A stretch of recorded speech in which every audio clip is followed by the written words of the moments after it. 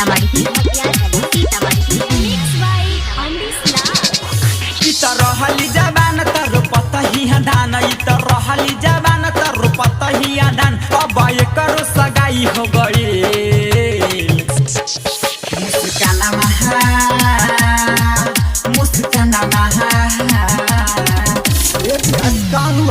मुस्काना के साई हो गई दुगो लोई को कमाई हो गई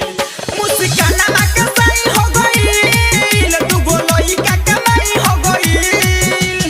रहली जबान तारो पतहिया धान रहली जबान तारो पतहिया धान अब एकर सगाई हो गई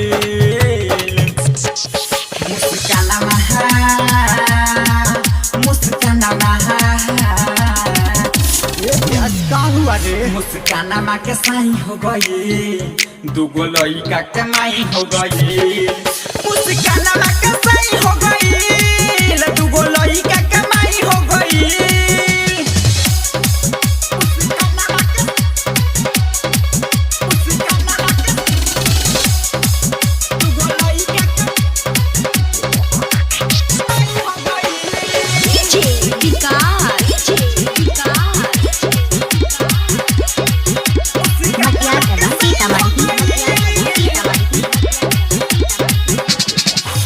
लइका में रहेली लागल एगो बसुतल त एगो बजागल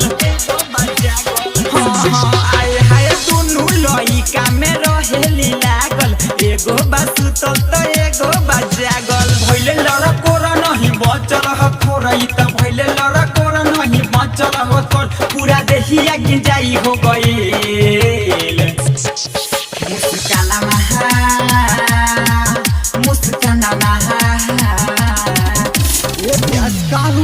मुस्काना माँ के साई हो गई दुगो लइका के माई हो गई मुस्काना माँ के साई हो गई दुगो लइका के माई हो गई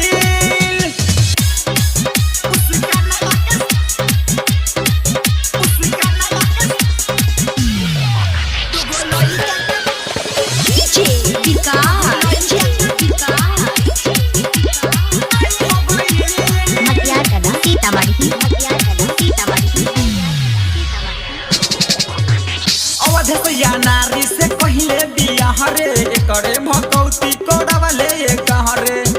भोले बाबा के मान ले रहे हां अवध से नारी से पहले बियाह रे करे भगवती कोड़वले कहे रोशन राज नहीं लागे एकरा लाज कहे रोशन राज नहीं लागे एकरा लाज पूरा गहुआ में बात चाई हो गई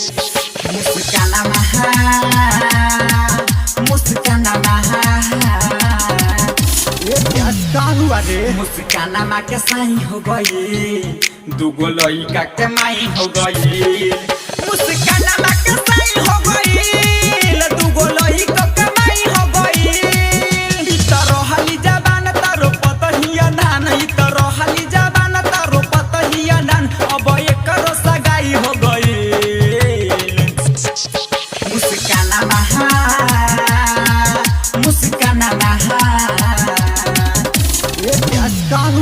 मुस्काना माँ के साई हो गई